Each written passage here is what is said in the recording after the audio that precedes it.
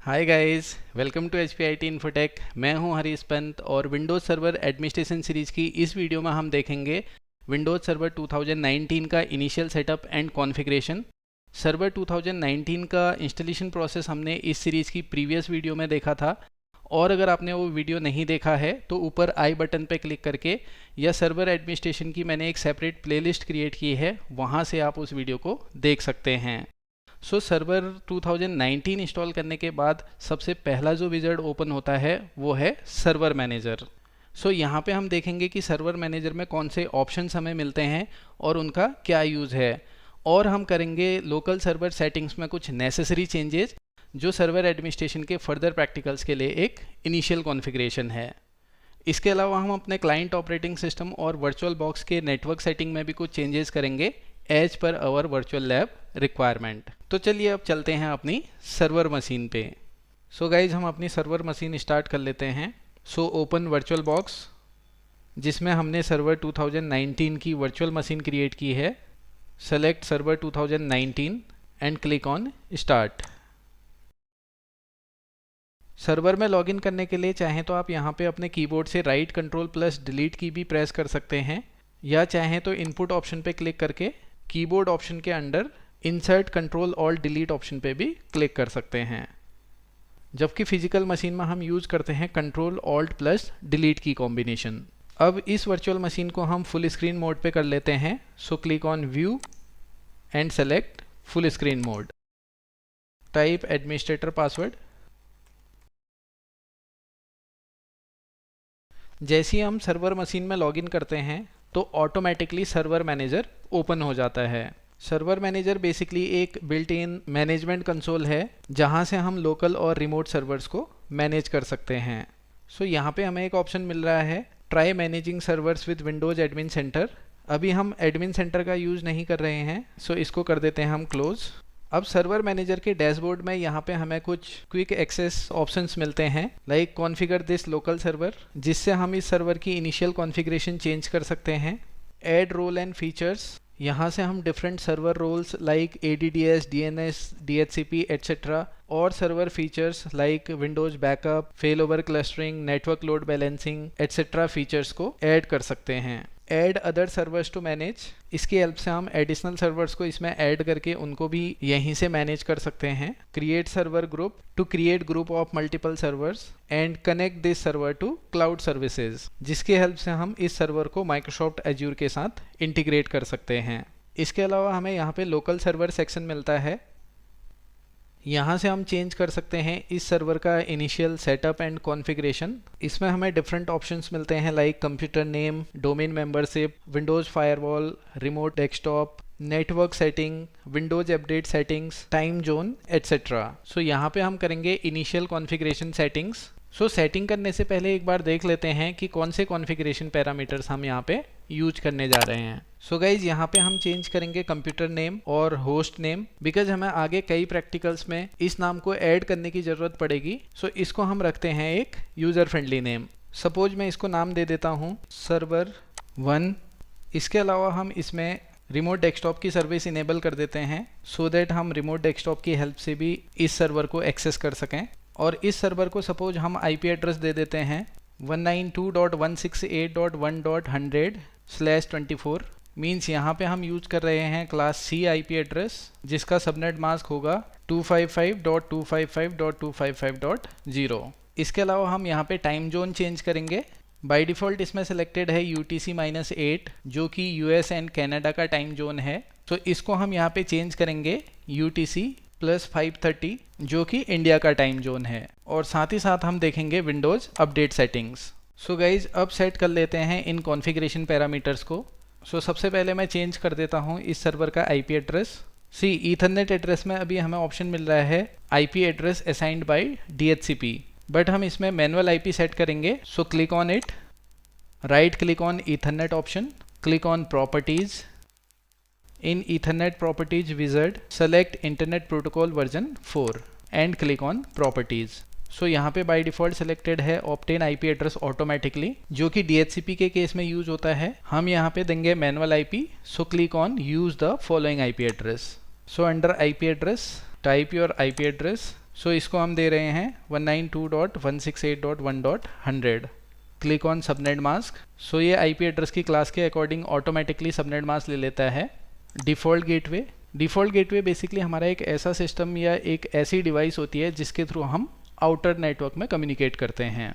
अब सपोज यहाँ पे हमारा डिफ़ॉल्ट गेटवे एक राउटर है, तो यहाँ पे हम दे देते हैं उस राउटर का आईपी एड्रेस जो कि है 192.168.1.1। यहाँ पे ऑप्शन मिलता है डीएनएस सर्वर एड्रेस का, जिसमें दो ऑप्शंस हैं, preferred DNS server and alternate DNS server. यहाँ पे हम चाहें तो गूगल के पब्लिक डीएनएस सर्वर का आईपी एड्रेस भी दे सकते हैं, विच इज़ 8.8.8.8। लेकिन इस सर्वर को हम प्रमोट करेंगे एज अ डोमेन कंट्रोलर, जो कि हम नेक्स्ट वीडियो में देखेंगे। और जब हम इस सर्वर को as a domain controller promote करेंगे तो ये एज अ डीएनएस सर्वर भी वर्क करेगा। सो यहाँ पे हम डालते हैं इसी सर्वर का IP address which is 192.168.1.100। Alternate DNS server में अभी मैं कोई भी एड्रेस नहीं डाल रहा हूँ। So click on okay and click on close, then close this window. See यहाँ पे अभी भी IP address assigned by DHCP option show कर रहा है। So just click on refresh.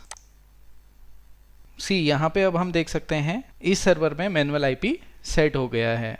Next हम कर लेते हैं इसका time zone change. So click on this option and click on change time zone. Click on time zone drop down arrow and select UTC + 5:30 Chennai, Kolkata, Mumbai, new Delhi. Click on okay and okay. एक बार हम इसको refresh कर लेते हैं। सो अब हमारा time zone भी चेंज हो चुका है। अब कर देते हैं हम रिमोट डेस्कटॉप इनेबल। सो रिमोट डेस्कटॉप अभी डिसेबल्ड है, सो क्लिक ऑन डिसेबल्ड। सो यहाँ पे हमारे सामने ओपन होती हैं system properties and system properties में रिमोट टैब के अंदर यहाँ हमें ऑप्शन मिलता है रिमोट डेस्कटॉप, जो कि बाय डिफ़ॉल्ट सिलेक्टेड है। Don't allow remote connection to this computer, select allow remote connection to this computer. यहाँ पे हमें मैसेज मिल रहा है remote desktop firewall exception will be enabled. Click on okay, click on apply and okay. And Windows updates के लिए click on download updates, और यहाँ से हम चेक फॉर अपडेट्स पे क्लिक करके चेक कर सकते हैं अगर इस वर्जन के कुछ न्यू अपडेट्स आए होंगे, एंड देन हम उन्हें अपने सर्वर पे इंस्टॉल कर सकते हैं। सो अब हम कर लेते हैं कंप्यूटर नेम चेंज। सो अभी जो कंप्यूटर का एग्जिस्टिंग नेम है, just click on that. Computer name tab के अंडर क्लिक ऑन चेंज। सी यहाँ पे हम देख सकते हैं कंप्यूटर नेम। अब सपोज मैं इसको चेंज करके कर देता हूँ सर्वर 1। मेंबर ऑफ में अभी हम इसको वर्क ग्रुप में ही रखते हैं। नेक्स्ट वीडियो से हम डोमेन एनवायरनमेंट में काम करना स्टार्ट करेंगे। So click on okay. अब यहाँ पे हमें मैसेज मिल रहा है you must restart your computer to apply the changes. Click on okay and click on close, then click on restart now.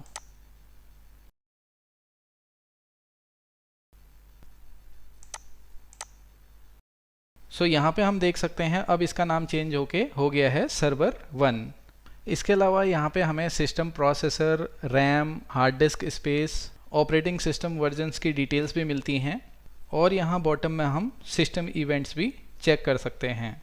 यहाँ पे हम यूज़ कर रहे हैं Microsoft Windows server 2019 standard addition. Windows server 2019 standard और डेटा सेंटर एडिशन में जो main difference है वो है वर्चुअल मशीन लाइसेंसिंग का। सर्वर 2019 स्टैंडर्ड एडिशन में 2 वर्चुअल मशीन्स का लाइसेंस मिलता है, मींस एक फिजिकल होस्ट पे हम 2 वर्चुअल मशीन्स क्रिएट कर सकते हैं, और अगर एक लाइसेंस हम फिजिकल होस्ट के लिए यूज़ कर रहे हैं देन हम उसमें केवल एक वर्चुअल मशीन क्रिएट कर सकते हैं। जबकि सर्वर 2019 डेटा सेंटर एडिशन में अनलिमिटेड वर्चुअल मशीन्स का लाइसेंस इंक्लूड रहता है, मींस डेटा सेंटर एडिशन में हम कितनी भी वर्चुअल मशीन्स क्रिएट कर सकते हैं। सो विंडोज़ सर्वर 2019 में इनिशियल सेटअप एंड कॉन्फ़िगरेशन करने के बाद अब हम अपनी क्लाइंट मशीन में कुछ चेंजेस कर लेते हैं। सो सर्वर मशीन को हम कर लेते हैं मिनिमाइज, और विंडोज़ 10 मशीन को स्टार्ट कर लेते हैं। सो इसको भी हम कर लेते हैं फुल स्क्रीन मोड पे। So click on view and click full screen mode. See अगर आपका यहाँ पे फुल स्क्रीन मोड में नहीं आता है तो आप एक काम कर सकते हैं, इसको हम फिर से रिस्टोर करते हैं। Click on devices and select insert guest addition CD image. So click on it. अगर ये सेटअप ऑटोमेटिकली रन नहीं होता है, simply open file explorer, click on this PC और यहाँ से हम इस CD को ओपन कर लेते हैं। Then run VBox Windows Additions, click on yes, next, next and install, click on install. So guest addition install होने के बाद हम इसे फुल स्क्रीन मोड पे देख सकते हैं। Reboot now and then click on finish. So after reboot click on view and click full screen mode. See अब हम देख सकते हैं कि ये हमारा फुल स्क्रीन मोड में आ गया है। अब क्लाइंट साइड अभी हम यहाँ पे 3 चेंजेस करेंगे। पहला, हम इसका टाइम जोन चेंज करेंगे।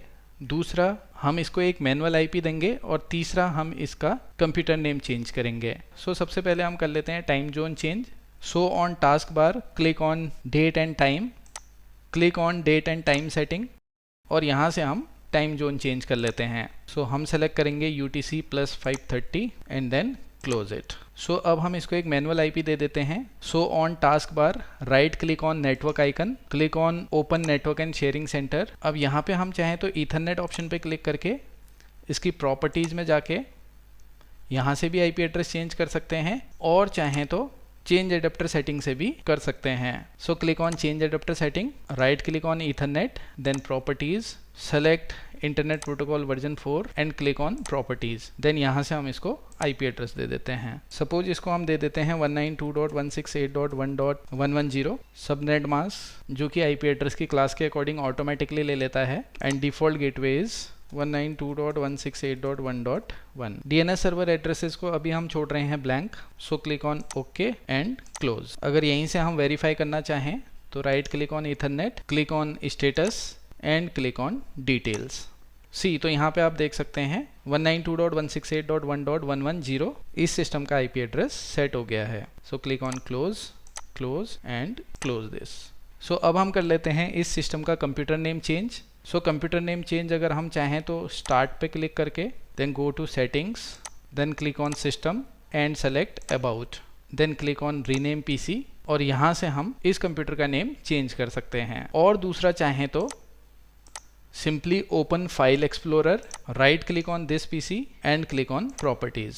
सो सिस्टम सेटिंग में हमें यहाँ ऑप्शन मिलता है computer name, domain and work group setting. So click on change setting, under computer name tab click on change और यहाँ से हम इस PC का नाम चेंज कर सकते हैं। सपोज मैं दे देता हूँ PC1, then click on okay. You must restart your computer, click on okay and click on close and click restart now. So after reboot एक बार हम वेरीफाई कर लेते हैं। सी यहाँ पे अब आप देख सकते हैं इस सिस्टम का नेम सेट हो गया है PC1। अब फाइनली हम अपने वर्चुअल बॉक्स के नेटवर्क सेटिंग को चेंज कर लेते हैं। सो वर्चुअल बॉक्स में select your virtual machine, then click on setting, then click on network.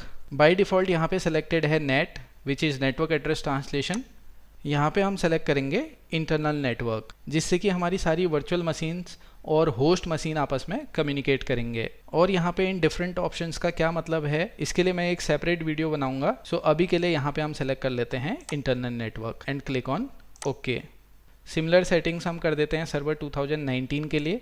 So select server 2019, go to setting, network and select internal network, okay. So एक बार हम इन दोनों PCs की आपस में कनेक्टिविटी चेक कर लेते हैं। सो अभी हम हैं सर्वर मशीन पे। So open command prompt. अब अगर हमें इस सिस्टम का IP एड्रेस वेरीफाई करना है so simply type ipconfig and press enter. तो इस सिस्टम का IP एड्रेस है हमारा 192.168.1.100। अब हम पिंग करके देखते हैं विंडोज़ 10 मशीन को, जिसका IP एड्रेस है 192.168.1.110। So ping space 192.168.1.110 and press enter. See यहाँ पे रिप्लाई मिल रहा है रिक्वेस्टेड टाइम आउट, जिसके पीछे एक रीजन हो सकता है और वो है विंडोज़ फायरवॉल। बिकॉज अभी हमने विंडोज़ फायरवॉल में कोई भी रूल डिफाइन नहीं किया है, सो फायरवॉल बाय डिफ़ॉल्ट इसे ब्लॉक कर रहा है। सो एक बार हम विंडोज़ 10 मशीन की फायरवॉल ऑफ कर देते हैं। सो विंडोज़ 10 में सर्च बॉक्स में हम टाइप कर लेते हैं firewall, then click on Windows firewall. So अब यहाँ से हम फिलहाल फायरवॉल ऑफ कर देते हैं। So click on turn Windows firewall on और off, then select turn off Windows firewall, for both private and public networks. Click on OK. अब वापस हम सर्वर से एक बार पिंग करके देखते हैं. सो अब हम पिंग करके देखते हैं.